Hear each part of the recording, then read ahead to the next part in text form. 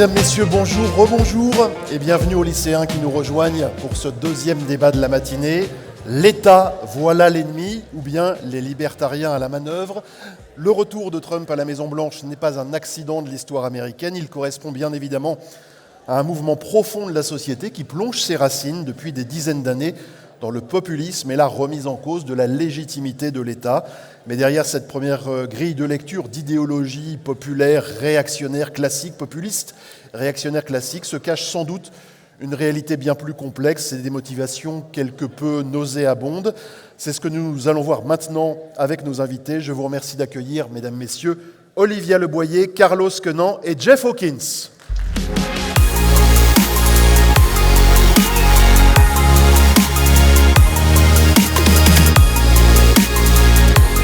Olivia Leboyer est maître de conférence à Sciences Po Paris. Elle a publié aux éditions CNRS Élite et Libéralisme. Carlos Quenant est économiste, professeur à l'Institut des hautes études d'Amérique latine et à l'Université Sorbonne Nouvelle.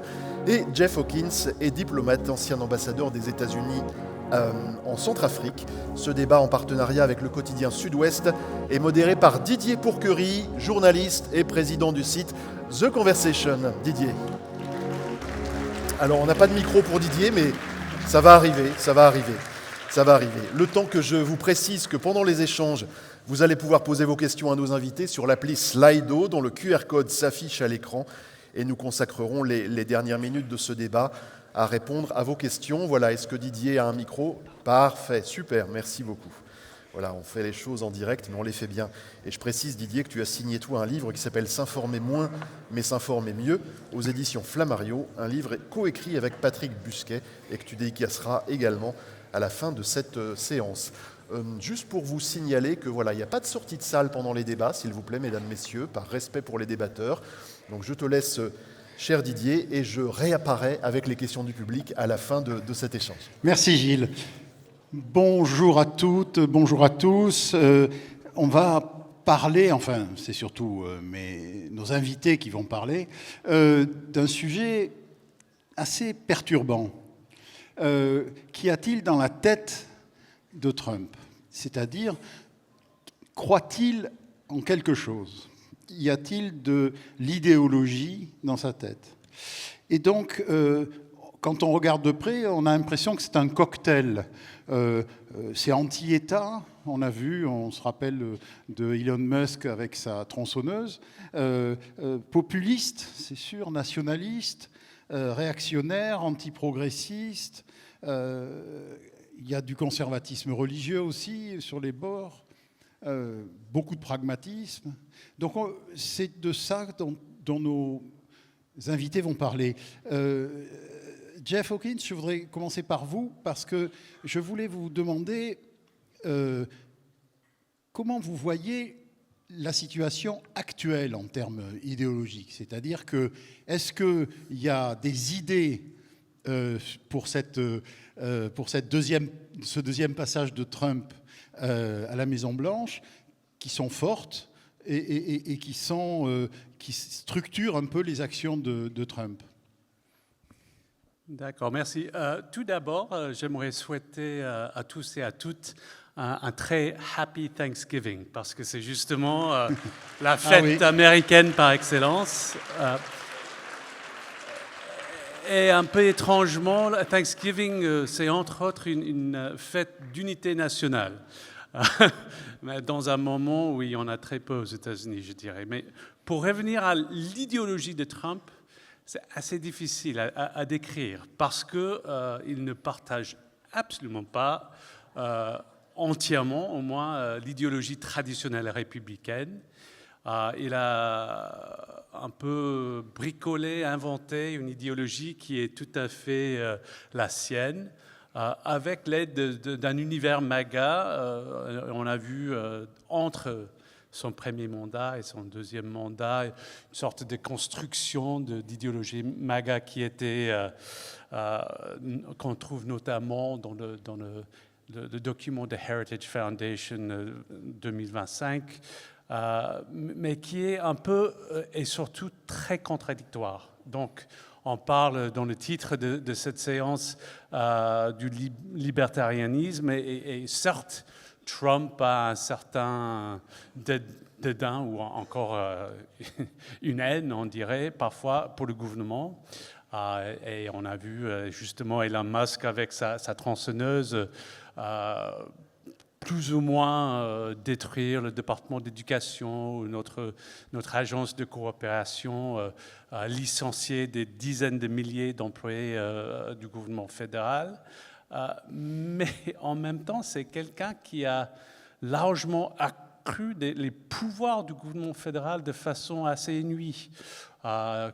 Envoyer des troupes dans les rues des villes américaines, on ne voit très rarement ça, surtout en temps de paix où il n'y a pas vraiment de mouvements sociaux à contrecarrer.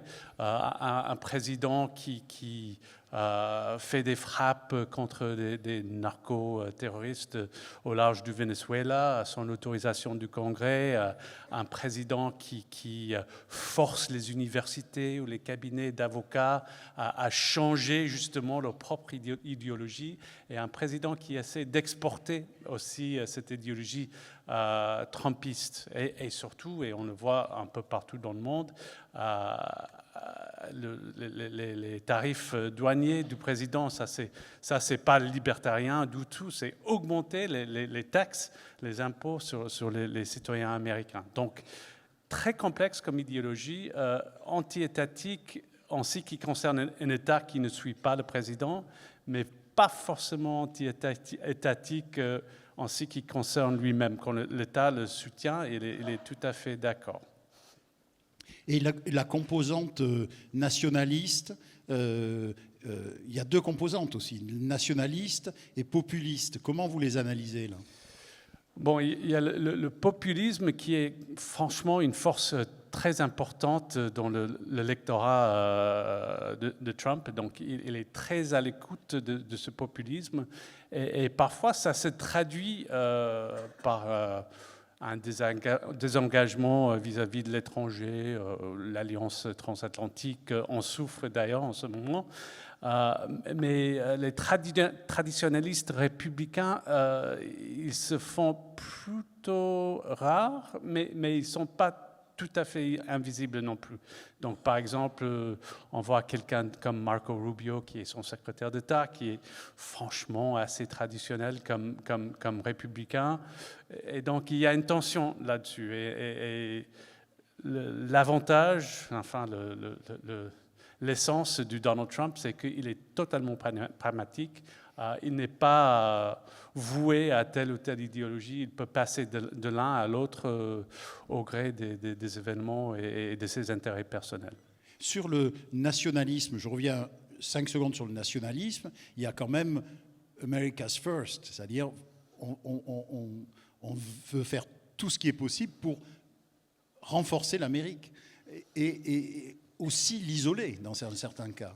Oui, et justement, ce n'est pas une Amérique qui est forte à l'étranger, forcément. C'est plutôt une Amérique qui est protégée. Donc, protégée des immigrés notamment, mais aussi protégée des importations chinoises ou autres. Donc, ce n'est pas une Amérique qui se projette à l'étranger forcément, mais c'est plutôt une Amérique qui se retire du monde. Alors, Olivia, votre approche, vous avez écrit un livre sur le libéralisme, c'est vraiment votre sujet de prédilection. Je voudrais que vous nous disiez, parce qu'après tout, c'est le thème de cette table ronde, ce que sont les libertariens et en quoi vous voyez les traces de leur idéologie dans ce qui se passe autour de Trump. Merci beaucoup. Bonjour à tous. Alors oui, effectivement, comme le disait Jeff à l'instant, ni Trump, ni Elon Musk, ni même Javier Milei, même s'il se dit libertarien, ne sont des théoriciens libertariens. Leur idéologie, évidemment, est composite et a une forte dose de pragmatisme. Et qu'est-ce qu'un libertarien ? Alors, c'est déjà paradoxal en soi, le mouvement libertarien. Donc, je vais très rapidement essayer de dresser les principaux paradoxes, vraiment donc en quelques minutes. Le libertarianisme, déjà le mot en français n'est pas familier à l'oreille parce que c'est un courant spécifiquement américain, c'est vraiment, ça existe historiquement aux États-Unis et d'une certaine façon ça existe depuis très longtemps puisque les lettres à Caton de Trenchard et Gordon datent de 1723, donc cette sensibilité anti-étatiste, elle est assez prégnante dans l'imaginaire collectif américain. On a cette idée effectivement du culte de l'individualisme, de la propriété privée qui importe. Et donc le mouvement libertarien, paradoxalement, il a toujours été minoritaire aux États-Unis et en plus, il est en plusieurs branches qui sont bien distinctes les unes des autres. Donc dans les années 40, le terme est créé, est forgé. On a notamment les romans de Ayn Rand qui sont basés là aussi sur la notion d'égoïsme rationnel, de culte de l'individu, d'objectivisme qui valorise donc une idée de la force, de l'énergie qui se déploie, donc là la création d'un homme nouveau. Et puis c'est dans les années 60 que ça se structure vraiment en mouvement, en opposition notamment aux liberals, qui eux sont pour l'intervention de l'État selon une logique keynésienne. Et donc le mouvement libertarien, il est vraiment à la lisière du libéralisme. Un libertarien n'est plus réellement tout à fait un libéral, et les premiers libertariens, donc justement, ils s'opposent à la fois au gouvernementalisme de droite et de gauche, donc ils se distinguent à la fois des liberals et des conservateurs à ce moment-là des années 60. Et ensuite, on a ce personnage qui est Murray Rothbard, dont on parlera plus longuement, parce que Javier Milei notamment s'y réfère très fréquemment, qui va avoir une influence considérable sur l'orientation du mouvement, puisqu'au départ, dans les années 60, les libertariens se rapprochent, ils rompent avec les conservateurs, avec la droite, et ils se rapprochent de l'extrême gauche dans l'opposition à la guerre du Vietnam. Ils partagent à l'époque donc plusieurs points communs, l'anti-autoritarisme, l'antipaternalisme, l'opposition à la guerre, même la défense des stupéfiants. Voilà, il y a des points communs qui les relient, et l'anti-étatisme. Et puis, Rothbard, dans les années 70, va opérer un virage très important et va opérer un rapprochement entre un libertarianisme de droite et un populisme conservateur à connotation en plus fortement religieuse. Donc là, on a une sorte de détournement idéologique qui s'opère. Et donc, chez Murray Rothbard, on a vraiment une stratégie consciente. Il va publier plus tard, dans les années 90, un opuscule où il expliquera, ça s'appelle Right-Wing Populism, a Strategy for the Paleo Movement, parce qu'il se nomme lui-même paléo-libertarien. Et donc, c'est cette idée que là, on va avoir ce rapprochement donc, entre cette notion très forte de propriété sur soi et un conservatisme, notamment en matière sociétale, assumé. Et dans les points du programme de Rothbard tels qu'ils vont être explicités, on retrouve des choses, vous parliez de traces, que Trump va reprendre. Alors, est-ce que c'est totalement consciemment? Est-ce que c'est dans les conseillers qui l'entourent? Est-ce que c'est aussi chez J.D. Vance, qui lui a peut-être une idéologie structurée aussi sur ce plan? Mais donc, Rothbard, en tout cas, très clairement est contre l'interventionnisme donc, de l'État, notamment contre les programmes sociaux, pour une réduction drastique des impôts.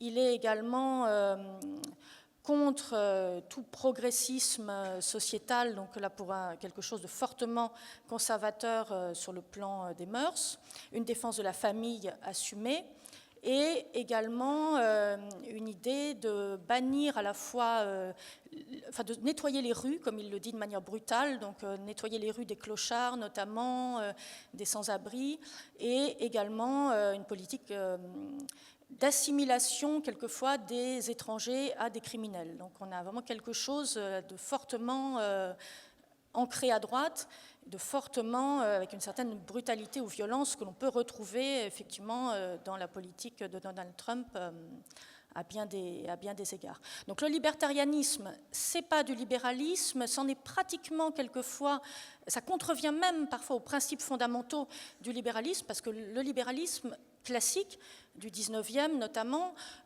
fondé sur le sujet, c'est pas la propriété sur soi. Il y a une différence entre l'individu, Et donc, on n'a pas toute la gamme, si vous voulez, des principes libéraux. Dans les principes libéraux, on peut avoir le sujet, la rationalité, même l'idée de sociabilité, de bien commun, surtout le principe de gouvernement limité. Et dans la gamme du libertarianisme, on est surtout ancré sur un individu qui possède une connotation marchande parce que la propriété sur soi est fondamentale. Et Murray Rothbard dit bien, les droits de l'homme, ce sont les droits de propriété. Les droits de propriété, ce sont les droits de l'homme.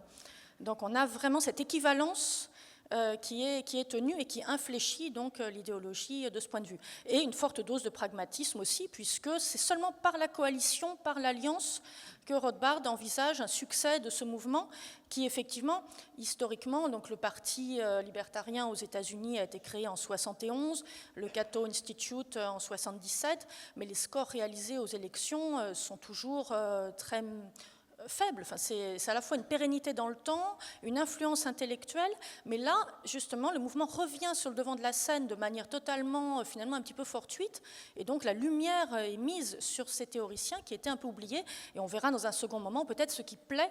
Ce qui est intéressant, c'est de voir peut-être pourquoi des hommes politiques actuels ont envie de s'y référer, quelle est la dose de séduction qu'ils trouvent dans cette idéologie pour finalement prendre cette étiquette, même s'ils n'y sont pas totalement ajustés. Merci. Juste pour nos amis, vous avez cité deux auteurs. La première, Ayn Rand, que vous connaissez peut-être, mais en tout cas, ses bouquins, ses livres, ses romans sont traduits en français. Rothbard, c'est traduit en français ou pas ?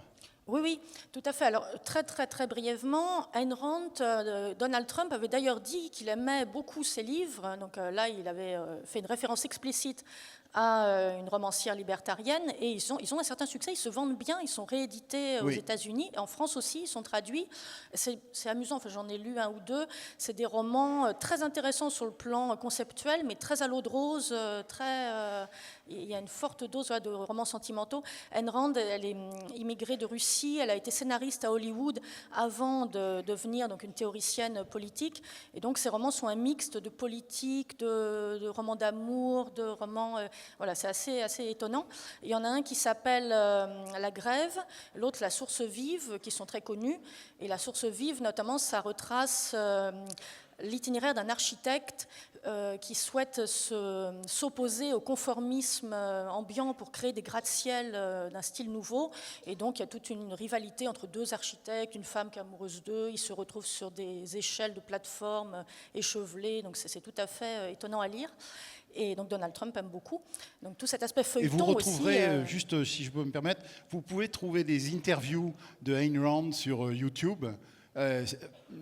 Pensez-y, c'est assez drôle, on peut pas, sans être méchant, on peut dire que c'est assez drôle par son excès. Et puis Rothbard, juste en deux mots, il est traduit aussi en français. Oui, Rothbard, donc L'éthique de la liberté de 82, c'est un livre très intéressant à lire. The Libertarian Manifesto de 73, le manifeste libertarien est traduit aussi. Et puis Man, State... Man, Economy and State, c'est traduit également. Et puis donc, voilà. Alors là, on n'a pas le temps, mais il y a Robert Nozick, il y a Hayek, il y a d'autres, parce que très brièvement, il y a au moins 3 façons d'être libertarien.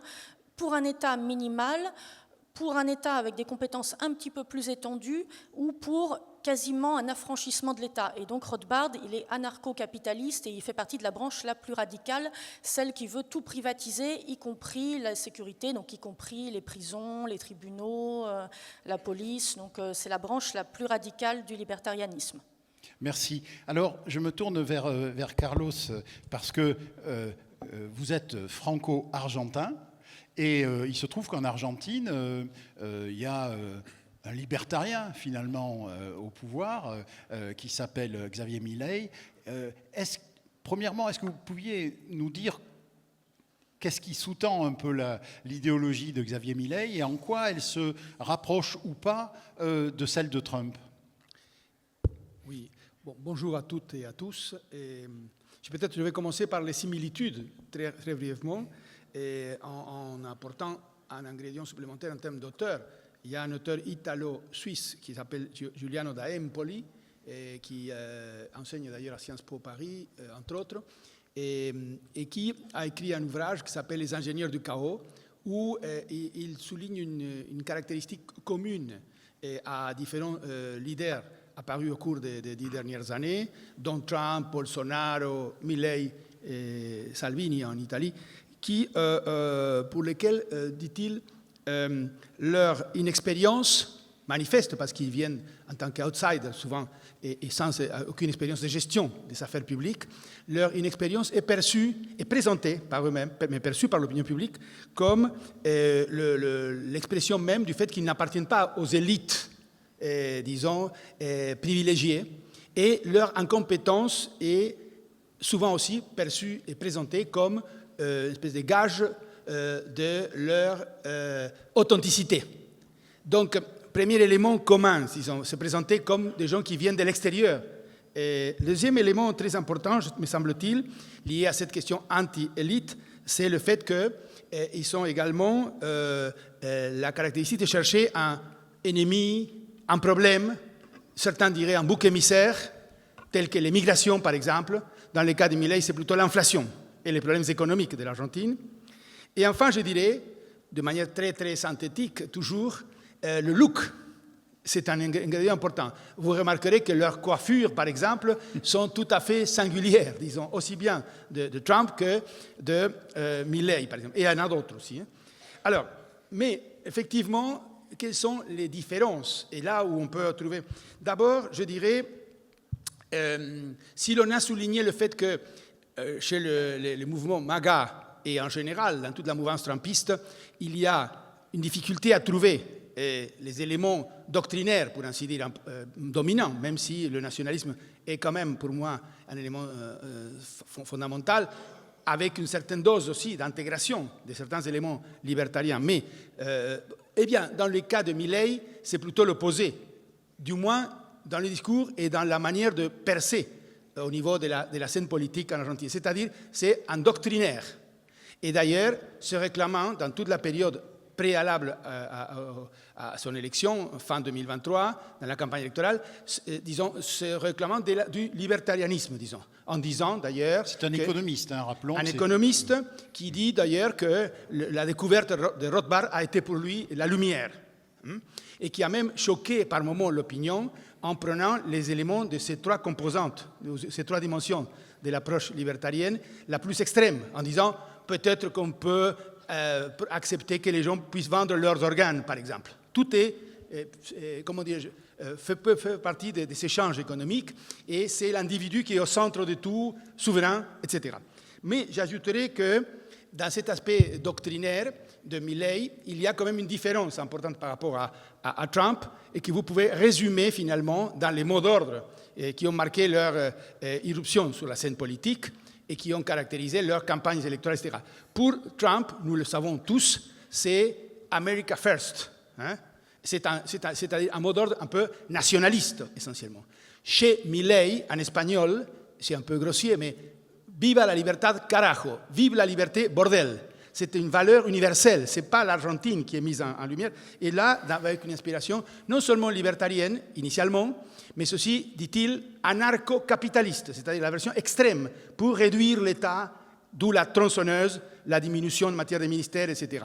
Donc, voilà un peu les éléments que l'on peut donner pour comparer l'un et l'autre. C'est beaucoup plus proche de l'approche libertarienne, bien entendu, Milei, mais nous verrons aussi, on peut voir aussi que dans l'exercice pratique du pouvoir, il y a une dose de pragmatisme également. Sa lutte contre la caste, qui était un autre mot d'ordre important. Dans les deux cas, ce sont des animaux politiques, paradoxalement, très habiles pour la communication, pour, comment dirais-je, donner les tons des campagnes électorales. Les thèmes de la discussion de la campagne électorale de l'Argentine en 2023 ont été posés par Milei. La tronçonneuse, la lutte contre la caste, la lutte contre l'inflation et finalement, disons, la liberté, libéraliser la vie économique et sociale. Mais juste un point quand même pour compléter. On voit que Trump est très proche d'un grand nombre de patrons très riches. Est-ce que Milei, puisque vous parliez d'anarcho-capitaliste, est proche aussi des capitalistes? Disons qu'initialement, non. C'est quelqu'un qui, tout en ayant été l'employé d'un des hommes plus riches de l'Argentine, Eurnequian, qui a des concessions d'ailleurs fournies par l'État très importantes, eh bien, non, il n'est pas quelqu'un, ce n'est pas un riche, loin de là, et c'est plutôt quelqu'un de plébéien, disons, en termes de ses comportements sociaux, etc., relativement populaire, et qui présume du fait d'avoir été rocker, footballeur, etc., différentes choses qui font que les communs des gens peuvent faire ou apprécier. Donc, je dirais qu'initialement, non.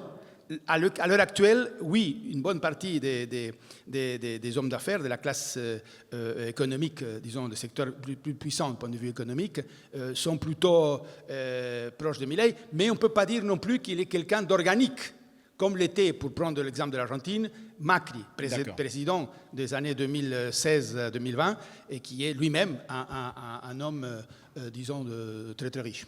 Merci. Alors, Jeff, c'est des points quand même importants, parce que les relations avec les hommes d'affaires, notamment, et les relations avec les politiciens, je dirais, extrémistes. Qu'est-ce qui a changé entre Trump 1 ? Je rappelle à nos amis que Jeff était ambassadeur et vous avez démissionné parce que vous ne vouliez pas être l'ambassadeur de Trump. Voilà. Alors, est-ce que vous pourriez nous dire la différence entre, puisque vous l'avez vécu, entre Trump 1 et Trump 2 au point de vue idéologie, justement? Oui, tout à fait. Et justement, pendant à peu près 6 mois, j'ai été le représentant personnel de Donald Trump en République centrafricaine. Donc, je parle avec toute l'expérience de cette mission. Mais non, il y a une forte différence entre Trump 1 et Trump 2. Et Trump 1, on pourrait se poser des questions sur ses motivations, pourquoi il s'est présenté, mais c'était un candidat tout à fait différent. Et n'oublions pas que Trump a été à un moment démocrate. Il a aussi fait partie et a considéré la possibilité de se présenter pour un 3e parti, et puis finalement il s'est retrouvé chez les Républicains. Donc quand il s'est présenté en 2016, idéologie traditionnelle républicaine, il y avait quand même des éléments, mais ce n'était pas ça. Ceci dit, il y avait des thèmes.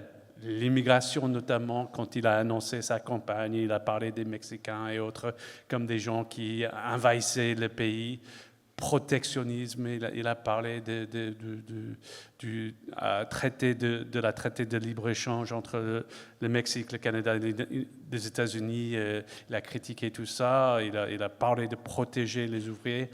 Et aussi, il était pleinement dans la guerre culturelle qui déjà divisait le pays de façon très, très importante. Mais ce n'était pas bien développé. Il ne savait absolument pas manier les leviers de pouvoir, et il y avait un parti républicain qui lui était pas tout à fait acquis, même après les élections. Et donc, moi, je me concentre surtout sur les affaires étrangères. Surtout dans ce domaine-là, il y avait des gens qui étaient, certes, conservateur, mais qui était traditionnaliste, son secrétaire d'État, son secrétaire à la Défense. C'était des gens qui avaient une vision traditionnelle de l'Amérique de cette époque. Et donc, Trump a finalement pas très bien réussi la transition qu'il aurait peut-être souhaité. Donc, certes, il a annulé les traités de libre commerce, etc. Il a imposé des taxes douanières. Il a fait des choses, mais ce n'était peut-être pas la révolution qu'il aurait voulu. Il perd les élections en 2020, et il y a 4 années, je ne dirais pas écarté totalement du monde politique, mais il y a 4 années de réflexion qui se fait. Peut-être pas chez Trump en personne, parce que franchement, je ne trouve pas que notre président a beaucoup changé en personnalité et en tempérament, mais surtout dans son entourage. Donc il y avait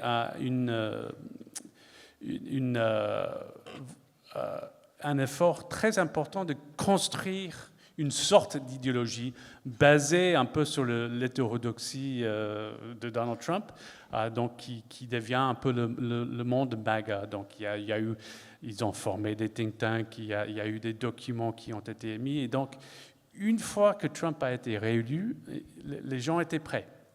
Et la transition... Oui, justement, excusez-moi, mais oui. Tout à l'heure, vous avez parlé d'un programme, du programme 2025 qui a été mis en place notamment par la Heritage Foundation. Oui. Donc, il y avait une vraie plateforme. Tout à fait. Donc, et d'ailleurs, juste pour parenthèse, pendant la campagne, Trump a désavoué le projet 2025. Il a dit « c'est pas moi ». Et oui, c'était pas lui, mais c'était écrit par des gens qui allaient forcément faire partie de son administration, influencer son administration. Et effectivement, maintenant qu'il est président, ce projet est très présent. Mais chaque chapitre, ils ont traité de tous les sujets, du département de l'État, du département de défense, du département d'éducation, qu'est-ce qu'il faut faire dans tel ou tel domaine. Donc c'était vraiment très, très bien réfléchi. Et quand il a été élu, la transition, entre la transition de Trump numéro 1 et la transition de Trump numéro 2, c'était pas le même gars, hein, c'était vraiment très différent. Trump, quand il arrive pour la première fois, il ne sait pas, il ne s'intéresse pas à la transition. Un jour après avoir élu, il licencie Chris Christie, qui était son chef de transition. Et il faut savoir que c'est un moment très important dans une présidence, parce qu'on doit arriver dans le bureau ovale totalement préparé. Parce qu'en tant que président, on a très peu de temps pour faire passer son programme. Après, il y a des élections de mi-mandat, il y a des crises qui arrivent. Donc vraiment, c'est au moment où on est élu qu'il faut agir. Donc là, c'était la catastrophe. Il y avait sa famille qui s'impliquait dans tous les choix. Et il a fini la première fois avec un conseil de ministres, un cabinet qui ne reflétait pas très bien ses perspectives. Cette fois-ci, tout le contraire.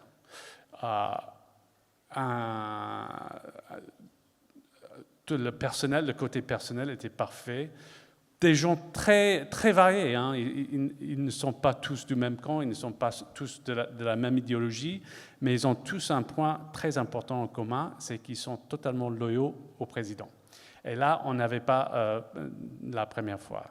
Il y avait toute une série d'actions à faire, d'executive orders à faire, et une théorie de gouvernance, si on peut dire, de unitary executive, c'est-à-dire l'idée que le président est totalement maître dans ce domaine et ni le Congrès ni les tribunaux doivent l'empêcher de poursuivre son programme. Et là, on le voit en action en ce moment, et c'est un président qui est, même si lui, il n'a pas changé, c'est une présidence qui est très, très différente de la première. Alors, Olivia, on voit, et ça, Jeff a commencé à en parler, une évolution. On ne peut pas s'empêcher de penser à l'après-Trump, de toute façon, mais comment vous voyez l'évolution des idées de Trump, et notamment, est-ce qu'il y a eu des éléments qui se sont ajoutés à ça? C'est-à-dire, là, on n'a pas parlé de religion, par exemple, mais est-ce qu'il y a des éléments... est-ce que J.D. Vance, par exemple, son vice-président, il représente une idéologie qui s'est adjointe à ce que pensait Trump? Oui. Alors, effectivement, comme disait Jeff à l'instant, autour de Donald Trump, il y a une nébuleuse de personnes assez différentes les unes des autres, mais qui portent, pour la plupart d'entre elles, une idéologie assez forte. Donc on a vu, notamment au moment de la campagne, l'alliance entre Trump et Elon Musk, qui depuis s'est délitée, mais qui était extrêmement spectaculaire et qui montrait l'alliance d'un monde plus traditionnel avec le monde nouveau de la tech et même des imaginations futuristes. Donc, et J.D. Vance représente un troisième homme aux États-Unis extrêmement puissant et peut-être tout aussi dangereux sans doute que Trump. Donc juste à l'instant, on parlait de stratégie. Chez Rothbard, donc dans le libertarianisme qu'il défendait, il y avait vraiment cette idée que pour parvenir au pouvoir, il fallait effectivement prendre l'angle populiste et que c'était vraiment nécessaire de construire toujours un ennemi. Alors l'État obèse, l'État parasite, l'État tout ce qu'on veut, mais de faire une rhétorique du nous contre eux. Et que donc il n'y avait que comme ça, qu'en schématisant et en dressant un ennemi, qu'on allait l'emporter. Donc Trump reprend beaucoup ça, et donc dans la campagne, on a toujours des boucs émissaires, des ennemis, comme Carlos le disait aussi pour Milei. Cette rhétorique anti-élite, même quand on fait soi-même partie d'une autre forme d'élite, elle est consubstantielle. Et donc Vance, lui, il représente un autre type d'Amérique, parce que différemment de Trump, qui est de classe aisée, du monde des affaires, ou de Musk, qui est aussi de milieu plutôt privilégié, il vient vraiment de l'Amérique très profonde, d'une famille très déséquilibrée, avec des traumatismes. Et donc l'écriture de son autobiographie, dont on parlait hier sur la table ronde, Thomas Negaroff évoquait Hillbilly Elegy, où il raconte cette enfance complètement déconsidérée, loin de tout, enfin une Amérique oubliée. Ça fait partie de la construction d'un récit de soi et de comment on arrive à s'en sortir pour devenir ensuite. Donc là, c'est complètement libertarien dans l'esprit, c'est l'idée comment on et comment on arrive à Yale. Voilà, qui est comment super. on arrive à faire des études, puis à s'intégrer, puis à devenir puissant en politique. Puis donc il y a vraiment un parcours, la conversion religieuse aussi qui est la sienne, puisqu'il est devenu catholique adulte et qu'il l'a beaucoup mis en scène. Son mariage mixte, enfin toutes sortes d'éléments de sa vie dont il dresse un récit. Et on a vu lors du discours de Munich l'an dernier un Vance extrêmement préparé rhétoriquement à construire des ennemis et qui a pris tout le monde de court en ne disant pas que l'ennemi c'était la Russie ou que l'ennemi c'était telle grande puissance, mais que l'ennemi c'était de l'intérieur même de l'Europe les valeurs et les principes qui la structurent, c'est-à-dire la démocratie libérale et un retournement de ce que signifie l'idée de liberté, avec donc là aussi, comme Musk l'a fait avec X, ces ambiguïtés sur ce qu'on appelle liberté et liberté d'expression. Et donc il y a un danger réel sur la succession de Trump, en tout cas. Il y a quelqu'un au moins de très préparé et qui peut-être a une idéologie bien mise en place aussi, alors peut-être un aspect moins bouffon, moins charismatique que Trump, mais néanmoins quelqu'un de très dur aussi politiquement. Alors, Carlos, tout à l'heure, vous aviez employé le mot de pragmatisme. Il y a deux éléments. Il y a ce que disait Olivia à l'instant, c'est-à-dire un spectacle, un show, c'est-à-dire une sorte de feuilleton quotidien et une annonce, et 3 annonces par jour, le fameux flooding the zone qui permet à Trump de faire 3 annonces par jour, donc les médias n'arrivent même plus à suivre. Et puis le pragmatisme, c'est-à-dire, est-ce que vous pourriez revenir sur cette idée de pragmatisme ? Oui, et en fait, quand je pense à cette question du pragmatisme, disons, et plus particulièrement par rapport à Trump, on a tendance à essayer de distinguer, comme le ferait pour n'importe quel dirigeant politique, pour n'importe quel projet politique, la tactique et la stratégie, en quelque sorte. Mais la difficulté dans ce cas, c'est qu'on ne sait pas très bien où termine l'une et commence l'autre, parce que peut-être que le pilier fondamental, justement, de toute l'action politique de Trump, on la retrouve dans le premier Trump, dans le Trump pré-politicien, c'est-à-dire the art of the deal. C'est toujours le deal, la question fondamentale à travers laquelle le deal, c'est plutôt tactique. C'est-à-dire la recherche d'accords à travers l'imposition d'un rapport de force. Or, ça, c'est un premier élément très important, puisque ça donne un élément stratégique aussi. Le deal par opposition aux règles. Je vais chercher un deal avec la Chine, indépendamment des règles du commerce international, du multilatéralisme. Donc, une opposition par rapport aux règles. C'est une question stratégique, ça. Très intéressant. Deuxième élément, je pense, toujours pour cette question du pragmatisme, la polarisation. Ça vient d'être évoqué. Un ennemi. Et donc, par rapport à cela, je définis le champ des alliés, de mes objectifs. Donc, je dirais que c'est là que se trouve la problématique du pragmatisme chez Trump. Un exemple, on a assisté à un début de guerre commerciale. C'était les droits de douane asymétriques, dits asymétriques, dont on ne comprend pas bien ce que ça veut dire, nous, économistes, disons, alors qu'il s'agit d'imposer des droits de douane, par exemple au Brésil, à un moment donné, parce que Trump dit que ce n'est pas correct d'emprisonner Bolsonaro. C'est donc des choses qui n'ont pas de lien direct. Alors qu'il n'y a pas un déficit commercial particulier des États-Unis vis-à-vis du Brésil, par exemple. Mais donc, cette polarisation et cette approche-là nous mènent à une idée que, finalement, le pragmatisme, c'est plus dans l'action, c'est plus dans l'idée de chercher des rapports de force favorables pour imposer quelle stratégie. Bon, là, c'est très compliqué, mais je dirais qu'il y a quelques lignes, quelques principes fondamentaux. Par exemple, bon, évidemment, une rivalité stratégique vis-à-vis de la Chine. Par exemple, ça a été évoqué hier, l'Europe, l'Union européenne. Ça semble stratégique de fragiliser l'Union européenne et de traiter de façon, de nouveau on revient au deal, de façon unilatérale et brutale vis-à-vis de chaque composante et non pas de manière multilatérale ou d'interrégionalisme, disons, par rapport à une Union européenne telle qu'on la connaît aujourd'hui. Alors, je voudrais quand même qu'on revienne un tout petit peu sur un point dont on a parlé à l'instant là sur l'Europe, qui est est-ce qu'il y a une politique étrangère? Je m'adresse à Jeff Hawkins. Est-ce qu'il y a une politique étrangère avec des règles, etc., du Trumpisme? Non.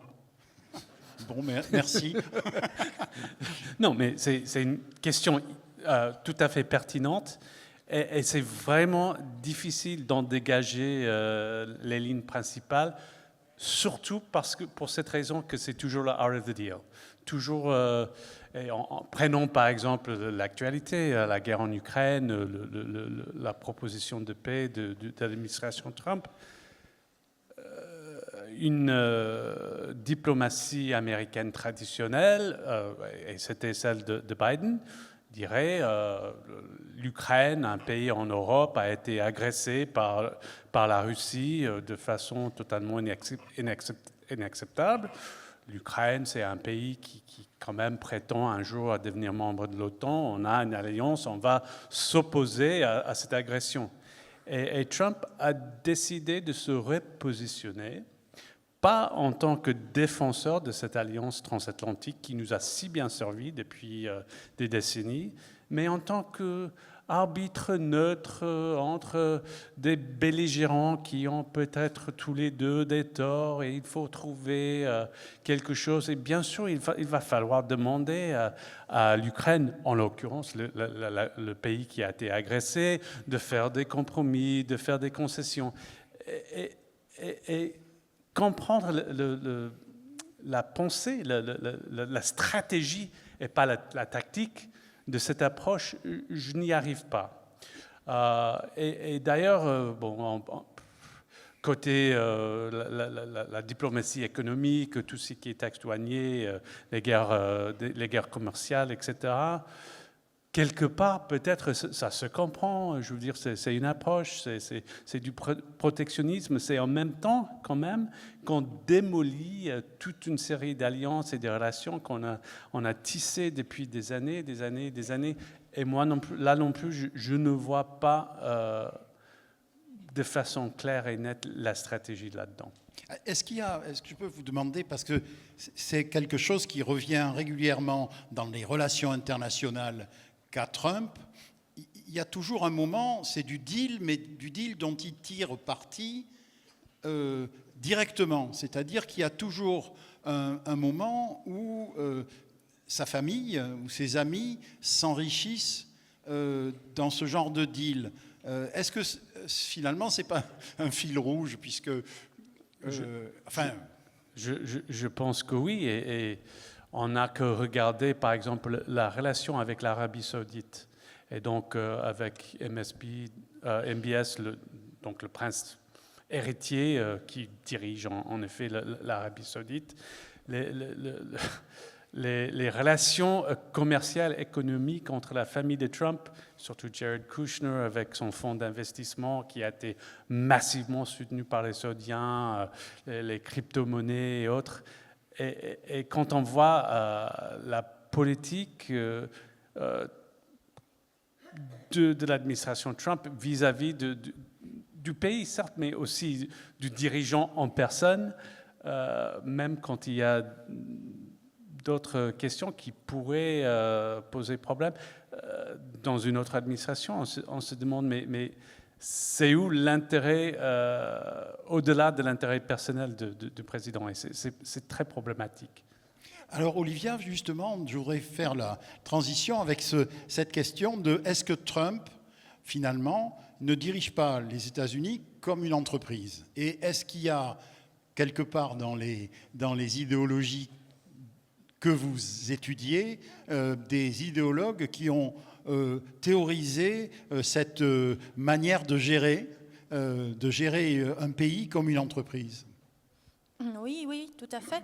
Alors Trump, il vient du monde de l'entreprise, il vient aussi du monde de la télévision, donc on retrouve un peu justement cette confusion des sphères aussi de la réalité et de la fiction. Alors ça justement, c'est aussi quelque chose peut-être qui plaît à Trump dans le libertarianisme. On a aussi certains libertariens qui construisent leurs œuvres avec une composante un petit peu de projection liée à la science-fiction. On pense à David Friedman par exemple, ou Elon Musk qui aimait le guide du voyageur galactique comme de Douglas Adams comme livre de chevet. Donc cette espèce de vision un peu qui mêle le réel et l'imaginaire. Et puis des idéologues comme Curtis Yarvin autour de Trump ont clairement, plus ou moins clairement, justement parce que c'est assez étrange comme quand on le lit, mais il a théorisé en tout cas cette idée de diriger un pays comme une société, donc le chef d'État doit être une sorte de super PDG, et donc c'est un idéologue assez proche de Trump, un conseiller proche, Curtis Yarvin, qui est le tenant de ce qu'on appelle les lumières sombres, Dark Enlightenment. Et donc, c'est encore différent parce que c'est plutôt élitiste comme point de vue, parce que lui serait en faveur d'une espèce de monarchie et non pas de la démocratie. Il dit que la démocratie, c'est le peuple agité, c'est le peuple des passions, et qu'il faut donc ce super PDG qui représenterait la sagesse et qui aurait ce pouvoir de décision de l'exécutif renforcé. Et il dit justement, pour moi, un vrai roi, c'est pas Charles III, c'est plutôt quelqu'un comme Elon Musk. Donc, mais cette idée, voilà, qu'il faut diriger de manière vraiment extrêmement... et il est totalement anti-étatiste et anti-bureaucratie. Il dit, Musk a raison de dire, si les bureaucrates sont nombreux et puissants et qu'ils sont au-dessus du gouvernement, alors nous ne sommes plus en démocratie, nous sommes en bureaucratie. Et il faut justement cesser cet état de fait et avoir un vrai pouvoir. Et il se réfère aussi, alors il tisse des espèces de liens historiques, il se réfère à Hippolyte Taine même, qui a écrit les origines de la France contemporaine et qui notamment retraçait le parcours de Napoléon. Donc il dit, moi je crois dans le mouvement de l'histoire, non pas forcément au grand mouvement des idées, mais à la force des hommes, à la force des individus. Donc il y a aussi ce côté libertarien très individualiste, culte de l'individu chez Yarvin, où il dit, de même que Napoléon a changé le cours de l'histoire, de même il faut un homme comme Trump ou comme Musk pour prendre les choses à bras-le-corps et changer l'ordre mondial. Donc c'est assez nébuleux comme ensemble, amalgame de références, mais en effet, c'est en tout cas écouté par le pouvoir américain actuellement. En tout cas, ça remet en cause à chaque fois ce qu'on appelle la démocratie participative, c'est-à-dire qu'il n'est pas... le Congrès, dans ce schéma-là, il ne sert à rien, c'est ça ? C'est l'idée, oui, qu'il y a trois pouvoirs, mais que finalement, un des trois peut être beaucoup plus fort que les autres et que c'est à l'exécutif de vraiment prendre toute la place et d'affaiblir au maximum le législatif et donc d'avoir cette espèce de... Alors, il y a quelque chose de même qui pourrait faire penser à Carl Schmitt dans cette vision très théoricien allemand des années 30, où vraiment on construit un ennemi, où on fait un pouvoir de décision fort, où on met en plus du théologico-politique là-dedans. Donc voilà, c'est une idéologie effectivement plutôt dangereuse et plutôt d'un pouvoir fort affirmé qui donc met à mal l'équilibre traditionnel des pouvoirs. Alors revenons au point concernant la politique étrangère de Trump, si on peut dire. Carlos, est-ce que votre vision, vous êtes très spécialiste de l'Amérique du Sud, de l'Amérique latine aussi. Quelles sont les relations? Comment vous voyez la politique américaine vis-à-vis de l'Amérique latine? Parce qu'on sait bien qu'aux États-Unis, il y a eu toute une période dans laquelle l'Amérique du Sud était un peu la cour, le backyard des États-Unis, et les États-Unis se sentaient autorisés à y faire à y mettre des présidents en place, etc. Comment est-ce que vous voyez évoluer ça avec Trump? Oui, si vous permettez, disons un mot sur ce que vient d'être dit.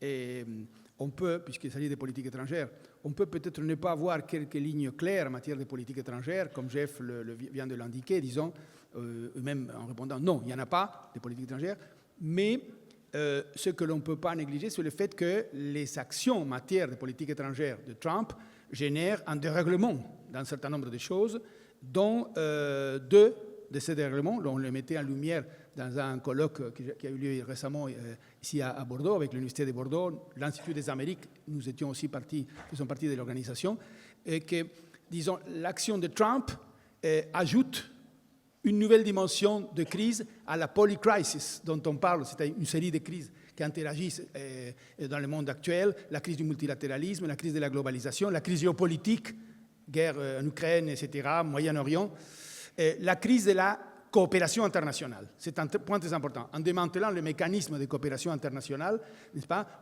et puis en définançant les institutions multilatérales, l'UNESCO, etc., eh bien, ou en prenant même de recul, en partant de certaines institutions, eh bien, on introduit cet élément de crise. Le deuxième élément, c'est que toute l'action internationale et les discours, bien entendu, de Trump introduisent ce que l'on pourrait appeler un début de fracture au niveau du monde occidental. Les démocraties traditionnelles occidentales, comme on les connaît ici en Europe, et les courants illibéraux, au sens, disons, Orban, etc., qui apparaissent, très fortement incarnés aussi par Trump, qui essaie de promouvoir ça.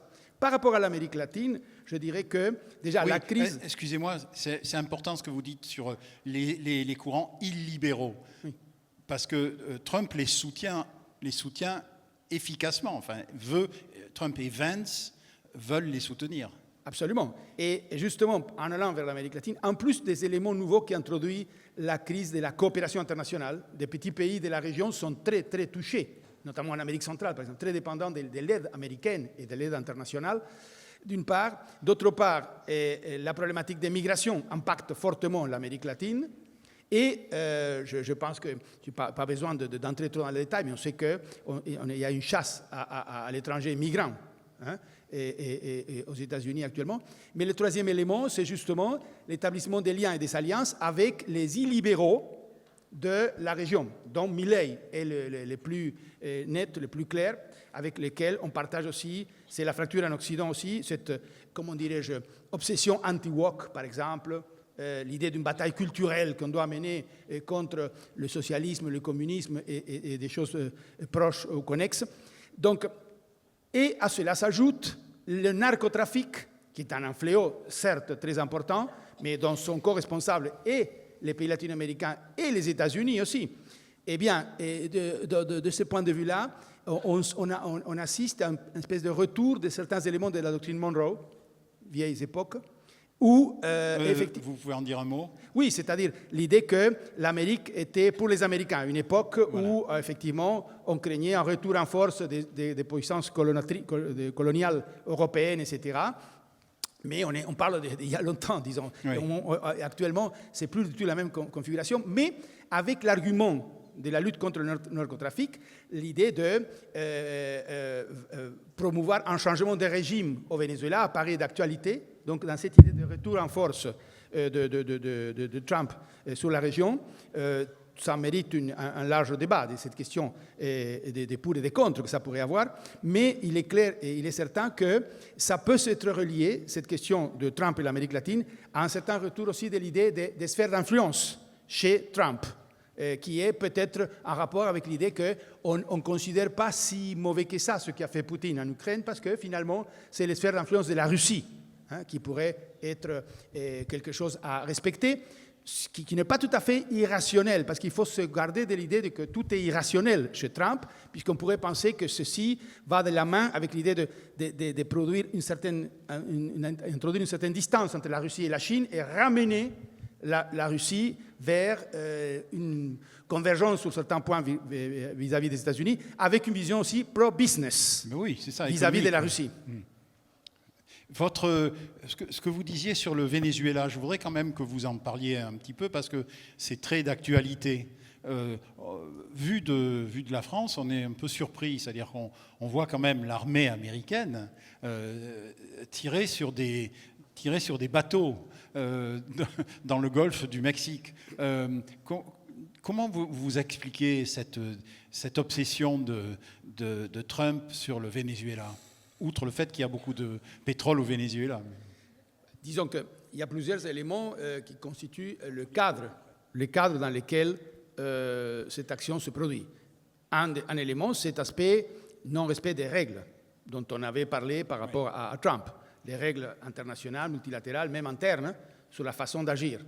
Et en bombardant, disons, des bateaux, etc., dont on ne sait pas très bien si, effectivement, c'est narcotrafiquant ou pas. Et encore faut-il voir si on a le droit de faire ça, ou plutôt de le prendre en tant que prisonnier, etc., de le juger. Enfin, ça, c'est un premier élément. Le deuxième élément, c'est la situation problématique du Venezuela, où, force est de constater que l'élection présidentielle de l'année dernière, eh bien, les résultats n'ont pas été publiés et le régime de Maduro est fortement mis en cause à ce niveau-là. Troisième dimension, l'aspect pétrole, bien évidemment. Quatrième dimension, le fait que ce régime de Maduro est assez lié à la Russie et à la Chine, de manière diverse et différente. Ceci ne veut pas dire que la Chine, par exemple, va voler au secours du Venezuela s'il y a une action militaire américaine vis-à-vis de ce pays, mais c'est un élément important.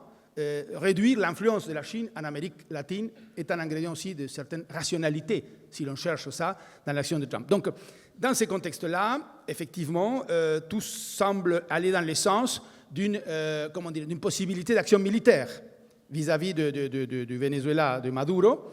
Ça, c'est un point très important parce que c'est contradictoire. Ça génère pas mal de problèmes au niveau du MAGA parce que l'idée, c'est plutôt America First et un certain isolationnisme de la part du régime. Alors, est-ce que c'est compatible l'isolationnisme avec l'interventionnisme? C'est une question.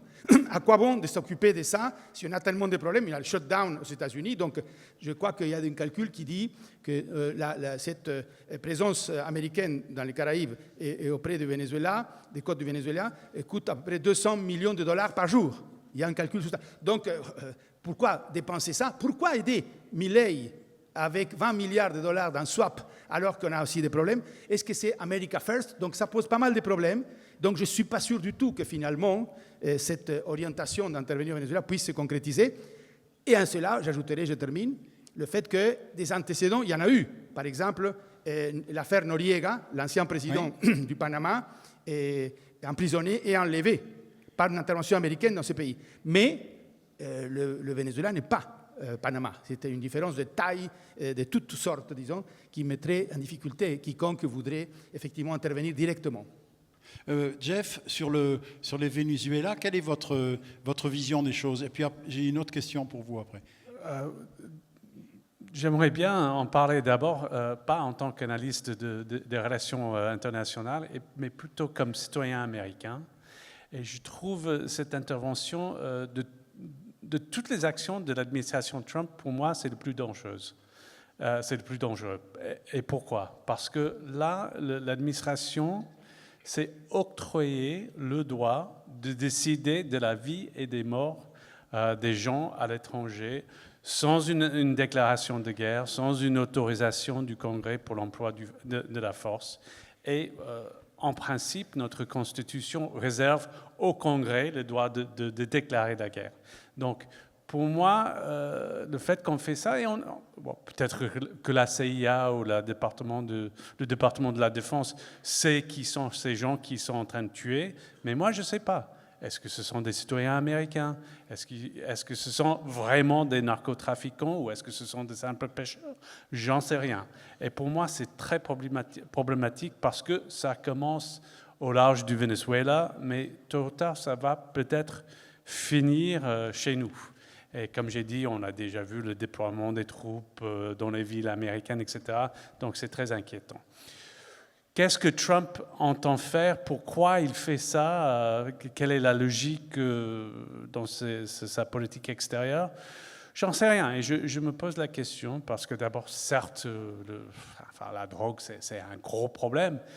Il y a d'autres pays aussi qui sont exportateurs et il y a aussi d'autres pays qui sont accusés plus ou moins à tort. Par exemple, une des raisons initiales pour les taxes douanières contre le Canada, c'était l'importation de fentanyl de Canada, qui était un problème tout à fait mineur. Et donc, il n'y a pas de cohérence là. Donc, je ne comprends pas. Il y aura peut-être une partie politique intérieure des États-Unis avec des fortes populations latino-américaines en Floride, un État hyper important qui pourrait décider des élections futures pour le Parti républicain. Il y a Marco Rubio, notre secrétaire d'État, qui est originaire de la Floride et d'origine, sa famille vient du Cuba, donc il est très concerné par les questions du gauchisme en Amérique latine, etc. Mais pour la politique étrangère, ça m'étonne, surtout parce qu'il y a il y a très peu de divergences au sein du mouvement MAGA, mais là, il y a quelque peu, parce que le mouvement MAGA est surtout très America First, restons à la maison, et là, recommencer une guerre contre un pays lointain, on a gardé trop de mauvais souvenirs de l'Afghanistan et de l'Irak pour faire ça, et même au sein de son propre mouvement, ça passe assez mal. Et une autre question, mais très précise, Jeff. On parle jamais de l'Afrique chez Trump. C'est-à-dire que vous avez été ambassadeur en Afrique, donc ils ont juste coupé l'aide à tout un tas de pays, donc beaucoup de pays africains, beaucoup en Amérique latine aussi, mais en Afrique. C'est un continent qui n'existe pas, sauf quelques blancs d'Afrique du Sud. Oui, j'allais dire, mais tu as oublié la guerre froide avec l'Afrique du Sud, voilà. Parce que Trump accuse à tort le gouvernement sud-africain à encourager une sorte de génocide contre les Blancs. Et a même donné le statut de réfugié aux Blancs de l'Afrique du Sud. Mais sinon, pratiquement tout ce qui nous menait vers l'Afrique, un vaste continent avec une population importante, un vaste marché, certes un continent qui a bon nombre de défis aussi, mais qui n'était peut-être pas prioritaire pour le gouvernement américain, mais souvent assez important. Et Trump, ponctuellement, il s'y intéresse. Donc il y a eu l'Afrique du Sud, mais il y a aussi eu la République démocratique du Congo, oui. Où apparemment il dit que, ils ont fait signer le Rwanda et le Congo un accord de paix. Trump est très intéressé par les minéraux rares, etc. Mais à part cet intérêt ponctuel,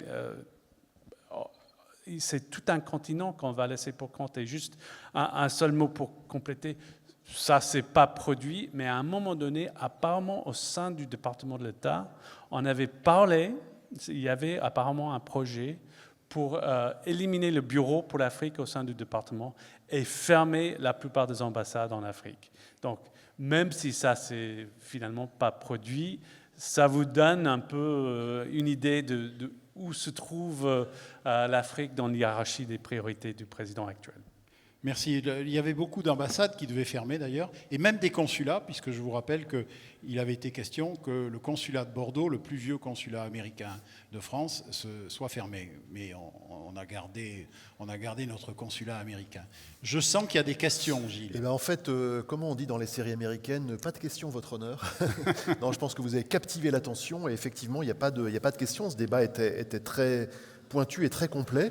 Est-ce que peut-être un mot, vraiment en une phrase de conclusion, Didier, et puis on passe à la suite ? Une phrase de conclusion pour chacun. Quand on regarde la thématique de la table ronde, il y a encore de l'idéologie en Amérique, Jeff? Je pense qu'il ne faut surtout pas chercher la cohérence idéologique aux États-Unis en ce moment. Et d'ailleurs, et du côté républicain, mais aussi chez les démocrates qui sont très divisés et qui se posent plein de questions en ce moment. On a plusieurs courants très différents les uns des autres au sein du Parti démocrate. Donc, on est dans une période d'incohérence idéologique aux États-Unis. Olivia? Oui, on note même dans l'opinion un certain essoufflement du Trumpisme aux États-Unis. Enfin, il y a les midterms dans un an. Donc voilà, est-ce que ça se perd un petit peu l'engouement initial d'une partie de ces deux Amériques qui ne se parlent plus, qui ne se comprennent plus? Et est-ce que de son côté, le Parti démocrate peut se restructurer autour d'un certain imaginaire, avec notamment la récente élection du maire de New York? Enfin, voilà, qu'est-ce qui va advenir? Et effectivement, dans le camp de Donald Trump, le camp républicain, que ce soit Schumer ou l'élection de gouverneurs plus modérés récemment, il y a aussi des contestations en interne sur l'inflexion républicaine. Carlos? Oui, je pense que même s'il est très difficile de trouver la cohérence, nous avons, nous, spécialistes de sciences sociales, économistes, sociologues, politologues, spécialistes de relations internationales, nous avons l'obligation presque de rendre intelligibles les processus en cours. Et de ce point de vue-là, je pense qu'effectivement plusieurs questions se posent. Donc la persistance de ces mouvements MAGA aux États-Unis, les perspectives de cette possible et probablement en développement fracture à l'Occident, qu'est-ce qui se passe à l'horizon de 2, 3, 4, 5 ans? J.D. Vance, on a parlé, Milley pourrait être réélu, d'autres présidents possibles, disons, élus en Amérique latine ou ailleurs, en Europe par exemple, en Amérique latine, Castro, Chili, et qui sait qu'est-ce que ça va donner les élections en 2027 en France. Donc il y a peut-être une vague encore en cours de ces mouvements, on dirait trumpistes à l'origine, mais qui est très difficile quand même à définir dans ses contours précis et dans ses objectifs stratégiques. Merci Carlos. Je vous signale qu'à aucun moment on a employé le mot extrême droite. Ce qui me paraît intéressant, c'est-à-dire que vraiment, je vous remercie vraiment de vos analyses, grâce à nos intervenants, on est rentré à l'intérieur des différents points idéologiques, mais on n'a pas fait d'essentialisme bas de gamme. Donc je vous remercie vraiment beaucoup pour vos interventions. Merci beaucoup Olivia Leboyer. Élite et libéralisme, Carlos Quenant, Jeff Hawkins et Didier, s'informer moins, s'informer mieux. Didier et Olivia, vous allez dédicacer maintenant ces livres sur le stand Mola. Je précise que les tribunes de la presse vous proposent également une exposition photo à ne pas manquer. Elle a lieu à la Mecca, 27 clichés tirés de l'actualité vue par les 450 reporters photos de l'agence France Presse. On parle bien sûr de l'humiliation de Zelensky dans le bureau ovale, aux feux de forêt spectaculaires en Europe, en passant par les guerres en Ukraine, au Proche-Orient. Cette année grise, c'est le titre de l'expo. C'est à la Mecca jusqu'au 7 décembre. Et dans le cadre de sa politique d'éducation aux médias, le Conseil régional organise des visites médiatisées pour les classes des lycées. Voilà, les estomacs grouillent tellement que tout le monde se sauve. Bon appétit. On se retrouve tout à l'heure à 13h20. Merci.